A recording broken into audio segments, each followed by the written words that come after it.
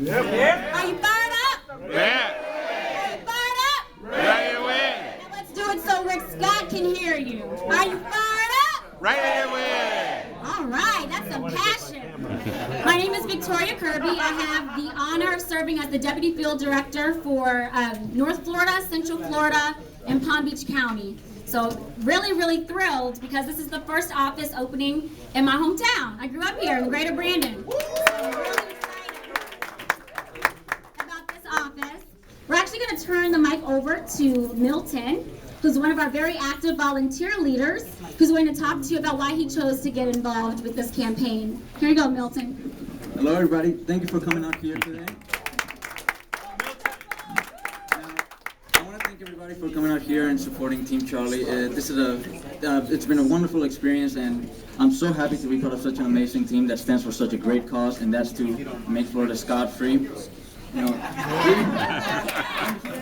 I'm here because I know that the people want to have adequate representation in Tallahassee, and I know that Charlie and Annette are the faces that the people of Florida want representing them. And the important thing is we can't do this alone. I want everybody to have some time to be active. You can sign up for the campaign, be a volunteer, and help us make Florida scot-free. Amen. It's my pleasure to introduce now the field organizer for the Brandon office, Christopher Cano.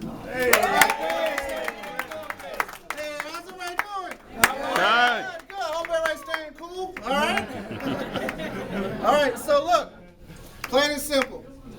Do we really want 4 more years of Rick Scott? No. Alright, so this is what I need each and every one of you to do. I need you to find a spot on one of those boards and sign up for a volunteer shift. It's as easy as making calls from home. You can come in the office and make calls. You can walk doors with us. Talk to your neighbors, okay? We're all about on this campaign neighborhood teams. And that's what we're looking for, is you to be your neighborhood team leaders. We want you to step up and make sure your neighbors get out the vote. Make sure your neighbors are there to support Charlie and Annette. The reason I'm on this campaign is very personal. Rick Scott, in 2012, line item vetoed my dad's health care program. He's now paralyzed in the bed, and he's on Medicaid. And now Rick Scott refuses to expand Medicaid. All right? My father, the only thing that actually helps his symptoms is medical cannabis, which Rick Scott stands against in Amendment 2. I need you to understand that that's 3 times Rick Scott has tried to take care of my dad. This is personal for me. I will walk every door. I have a blister on my foot right now that's popped. I have no problem walking even more doors with it. And that's what I want you guys to have, is that commitment and that passion. Because that's what it's going to take, is blood, sweat, and tears to win this campaign. So are we fired up? Yeah. Are we ready to win? Ready to win. All right. So it's my pleasure to turn this over to Scott, our regional field director here in Hillsborough County. Scott, come on up, say a few words. Everybody doing great? Yeah. Great. Well, I'm not gonna take up too long because it's my pleasure now to introduce the person you all came here to see, Miss Annette Tadeo Goldstein, our Lieutenant Governor. Yes. All right, thank you so much, and thank you for that personal story. I have to tell you that those kind of stories keep me fired up because it's really for the people, and I'm so proud to be a member of the People's Team. I really am, and this has been just so much fun. But being here with so many of you that are members of Democratic clubs really means a lot to me, because I'm a good old Democrat that has fought the fight for many years. And for those of you who do not know, I was the chair of the Miami-Dade Democratic Party, and I know a thing or two about being in neighborhoods and areas where we're surrounded by people who don't think like us. But we can win the fight. We can, and we've done it. We did it in 2008, and we did it again in 2012. And what they are asking you to do, which is to volunteer, to make calls, to knock on doors, I'm going to ask you to do it too, but guess what? I've done it. I did it. I took a leave of absence from my job. I'm a successful business owner, and took a leave of absence because I really wanted to see Barack Obama reelected. And let me tell you, that re-election campaign, the election the first year was really amazing, but the re-election was personal. Because we know how those attacks came and how everybody was just I mean, it was just evil. And that's the same thing we're seeing now. So everything that I am asking you to do, I've done. I've actually gone and knocked on doors, put together teams, and I've put together debate watch parties at my house, and I've done all these things, make calls. So everything I've done, and I know what a difference it made. Think about the fact that in 2010, we lost the governor's race to Rick Scott by 61,000 votes. In the third largest state in the United States of America, just 61,000 votes. To put it in perspective, that is a very small amount of votes.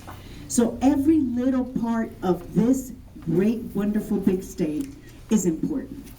And when you add up, you guys going and getting those voters out, that's how we're going to end up winning this race.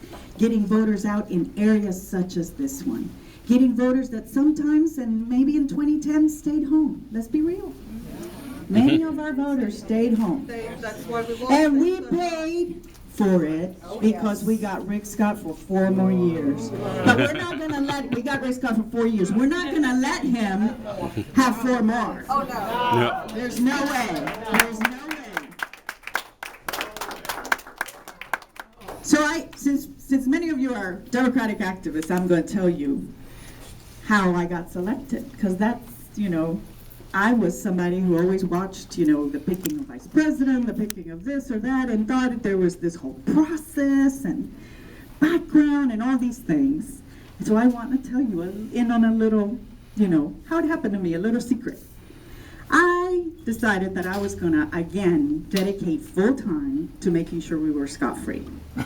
So I said, before I take another leave of absence, I didn't know I was going to be on the ticket. So I said, before I take another leave of absence, let me take a vacation with my daughter and spend a little time with her, because I'm going to be dedicated come the fall to making sure that Rick Scott is gone.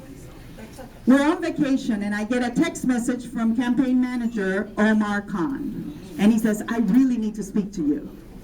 And I'm like, well, you're going to have to text me because I don't have cell message. I don't have any cell service, so just send me a message. And he goes, no, I have to speak to you. It's important. And I'm thinking, what is it? Is it some kind of Hispanic voter thing he needs to talk to me about? And he goes, no, I must talk. And I said, well, I do have Wi-Fi, so why don't we speak via FaceTime? And FaceTime is on the iPhone, and you can see each other. Well, the day went by, and the call didn't come, and I put on my pajamas, and I took off my makeup, and I went to bed. And come like around, I don't know, almost 11, the phone rings, and it's FaceTime, and it's Omar. And I'm going, oh my God, I have no makeup. I'm in my Grammy pajamas. You ladies probably know what I'm talking about. The gentlemen, I hope you don't. But I'm comfortable, I have no makeup, I have my hair up in a ponytail, and I'm like, oh God, he can see me the minute I answer, so I lower the light. So I'm dimming the light, and I'm like, hey, what's up? And he's like, I can't see you. And I'm like, well, I'm here, let me turn off the light just a little bit. And so then I go, what's up? And he goes, well, we've been researching you and watching you for a long time. And we think you make a great lieutenant governor with Charlie Crist, and we wanted to make sure that you were interested. Now, meanwhile, remember, he can see me, so this is what I did. And then I realized I got close to a mouth because he can see me. So that is the story of how this all got started. And I, of course, was immediately, once I got my bearings, I said, yes, absolutely. I would be very interested, and I would love to be on the ticket. But the reason, thank you. The reason why this is so important and why I am doing this is because I really believe that we can make a difference. And when Charlie asked me, Annette, why do you want to be Lieutenant Governor? I told him flat out, because together we can make a difference. Mm-hmm. But guys, I wasn't just talking about Charlie Crist or myself. I was talking about all of us together. Because right now, what we have in Tallahassee is big corporations and special interests. They have a seat at the table. They're the ones making decisions with our budget and with our state. Our health, too. And every decision. Saying no to Medicaid expansion, cutting our education to the core. I have an 8-year-old daughter who is in public school. She just started 3rd grade. And I'm so proud of her, but I have to tell you, we have felt it. We have felt it. Her teachers have felt it. And thank goodness that Charlie Crist, when we were in the middle of a recession, a great recession, he said yes to the stimulus money, gave Barack Obama that all too famous hug that cost him. But you know what? I'm so glad he did, because we saved 20,000 teachers' jobs. And I question, which jobs would Rick Scott have cut? Which teachers? My daughter's teacher? Your kids' or grandkids' teachers? It's not okay. It's not okay. And I'm so glad that we had the right governor at the time that accepted that very needed money. Like we will, when we get there in Tallahassee, accept the Medicaid expansion dollars that we need so that million Floridians can have the coverage they deserve. I'm a Latina, I can dance. So, I just want to make sure that you guys know that everything that you do to make sure we get the vote out is for people like his father, for kids like my daughter, for small business owners like me, who know what it's like to try to meet a payroll. And at times, when times are tough, to wonder whether you're going to be able to do it and how that's going to affect your family. Or being turned down for a loan. I know what that's like. I've been there, done that. Don't know why I got turned down. But you know what? Small business owners like me, we don't have a lobbyist in Tallahassee. We don't have anybody speaking out for us. And right now, we just had a surplus, a huge surplus. You know how much of that surplus went to education? 7%. Not even 10% does he think that our children are worth. And everything else was all corporate tax breaks for big corporations and for the big fat cats that are giving them money. And we need to have again the people's governor. You know why? Because we need to have someone, or a couple of us, fighting for the rest of us. Like Charlie did when he was there. He fought the electric companies. He fought the insurance companies when they tried to raise our rates. And guess what? That's not what's happening now. Why are these companies investing so much money into Rick Scott? Because they know what Charlie did when he was there. And what we are going to do when we send Charlie back. We are going to fight for the people against the special interests. That's what this is about. So I want you to, I'm just going to end with something. I want you to imagine, okay? November 5th. November 5th, the headline. Rick Scott reelected. No way. No. Are we going to allow that to happen? No. So I want you to imagine now with me.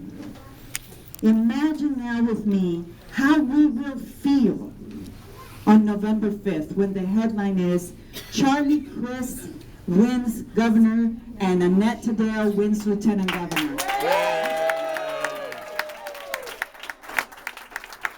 We can do it, guys. With your help, we can do it.